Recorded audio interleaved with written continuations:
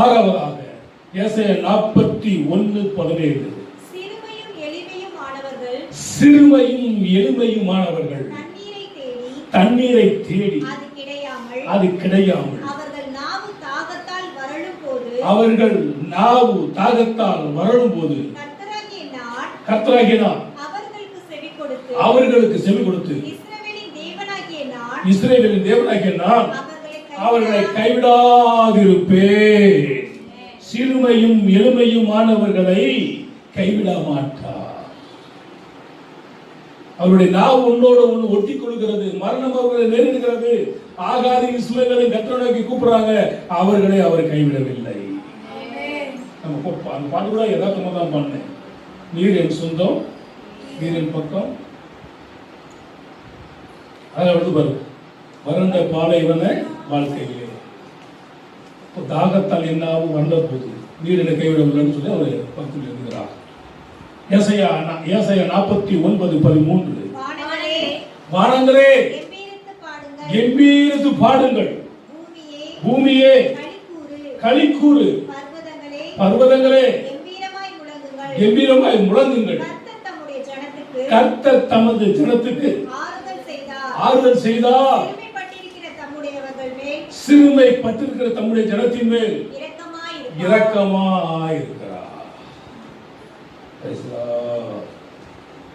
2 கொரிந்தியர் 4:9 துன்பப்படுத்தப்பட்டும் கைவிடப்படுவது இல்லை, கீழே தள்ளப்பட்டும் மடிந்து போவதில்லை. ஆமென். அப்ப சிறுமையும் எளிமையும் மாணவர்களை அவர் ஒருபோதும் கைவிடுவது இல்லை.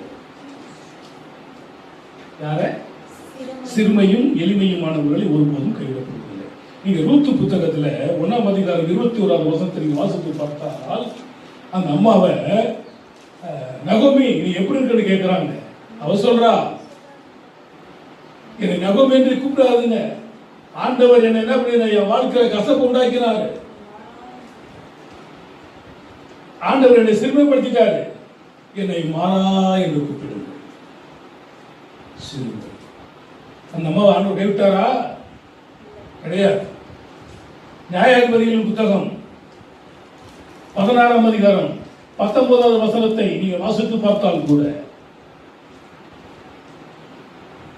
சிம்சோன் ஒரு பெண்ணுடைய மடியிலே இருக்கிற வேலைகளில் அவனுடைய முடியெல்லாம் வெட்டப்பட்ட பொழுது அவன் சிறுமைப்பட தொடங்கினான்.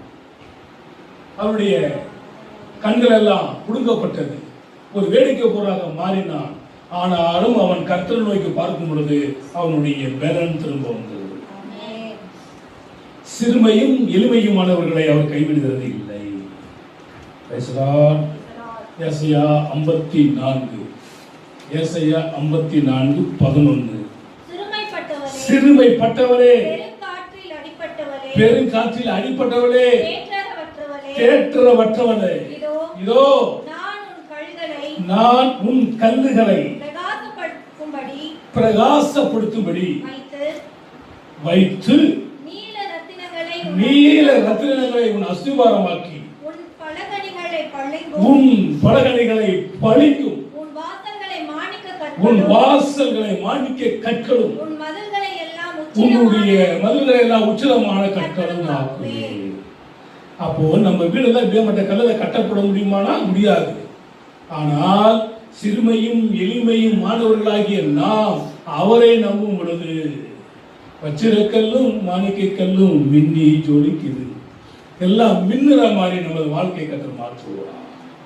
90வது சங்கீதம் 15வது வசனம், தேவரீர் எங்களை சிறுமைப்படுத்தின நாட்களுக்கும் நாங்கள் துன்பத்தை கண்ட வருஷங்களுக்கும் சரியா எங்களை மகிழ்ச்சியாக்கும்.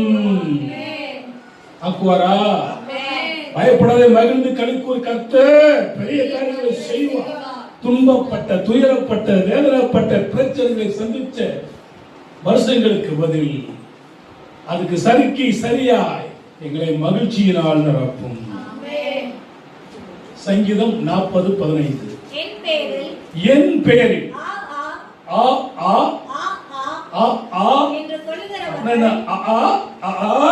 என்று சொல்லுகிறவர்கள் தங்கள் வெட்கத்தின் பலனடைந்து கைவிட. அப்ப நம்மளை கைவிட மாட்டார். உங்களையும் என்னையும் பரியாசம் பண்றவனை ஆண்டவர் விட்டுவார். சங்கீதம் 27:9 உமது முகத்தை எனக்கு மறைக்காதையும் ஆண்டவரே, உமது முகத்தை எனக்கு மறைக்காதையும் நீர் கோபத்துடன் உமது அடியானை விலக்கி போடாதையும் நீரே எனக்கு சகாய ரட்சிப்பின் தேவனே, என்னை நெகிழ விடாதும் என்னை கைவிடாமலும். பக்தன் பாடுகிறான், திக்கற்ற பிள்ளைகளுக்கு சகாய நீரே அல்லவோ. அவர் திக்கற்ற பிள்ளைகளுக்கு சகாய. அவர் ஒரு பொழுது நம்ம கைவிட மாட்டார். ஏசாயா 62:4 நீ இனி கைவிடப்பட்டவர் எனப்படாமலும் உன் தேசம் இனி பாழான தேசம் எனப்படாமலும் நீ எப்சிவா என்றும் உன் தேசம் பீலா என சொல்லப்படும். கர்த்தர் உன்மேல் பிரியமாக இருக்கிறார், உன் தேசம் வாழ்க்கைப்படும். சிறுமையும் எளிமையும் மாணவர்களை அவர் கைவிடுவதில்லை. சங்கீதம் 27:10 சொல்கிறது, என் தாயும் என் தகப்பனும் கைவிட்டாலும் கர்த்தர் என்னை சேர்த்துக் கொள்வார். என்னிடத்தில் வருகிறவர்களை நான் ஒரு காலம் புறவே. ஆண்டவர் என்றென்றைக்கும் சொல்லுங்க, ஆண்டவர் என்றென்றைக்கும். ஆண்டவர் என்றென்றைக்கும் யாரை கைவிட மாட்டார்? 1, நீதிமான்களை கைவிட மாட்டார். 2, பரிசுத்தவான்களை கைவிட மாட்டார். 3, கர்த்தரை தெய்வமாய் கொண்டவர்களை கைவிட மாட்டார். 4, தம்முடைய ஜனங்களை கைவிட மாட்டார். 5, கர்த்தரை தேடுபவர்களை கைவிட மாட்டார். 6, சிறுமையும் எளிமையுமானவர்களை கைவிட மாட்டார். ஆண்டவர் என்றென்றையும் கைவிட. புலம்பல்ல 3ஆம் அதிகாரம் 31வது வசனம் படிக்கிறோம். ஆண்டவர் என்றென்றைக்கும் கைவிடார்.